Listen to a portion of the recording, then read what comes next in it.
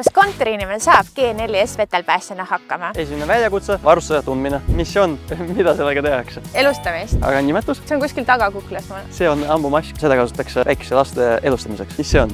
Oi.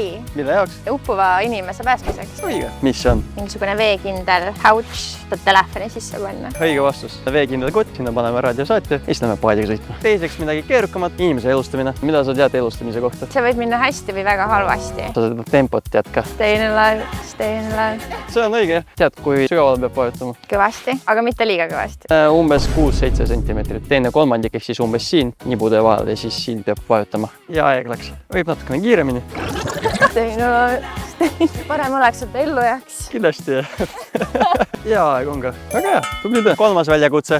Signaalilipude tähendused. Millal on üleval roheline lipp? Väga hea mõte minna ujuma. Õige vastus. Siis, kui vesi on soojem kui 18 kraadi, tuult ega suured lainesid ei ole. Mida tähendab kollane lipp? Mitte soovitatav, kui sa külma ei karda, siis go for it. Õige vastus. 18-16 kraadi või siis tugevam tuul, suuremad lained. Mida tähendab punane lipp? Ei ole soovitatav ja külm on. Õige vastus. Vesi on külmem kui 16 kraadi, tugev maatuul, äike või siis tormine ilm. Mida tähendab lilla lipp? Ma ei ole näinud seda, aga äkki see on seotud vetikatega? Õige vastus. Lilla lipp tähendab seda, et vees on reostus, kas sinivetikad näiteks või õlireostus. Kui ka sina otsid suveks tööd, siis leiad G4S vetelpäästja tööpakkumised cvkeskus.ee lehelt.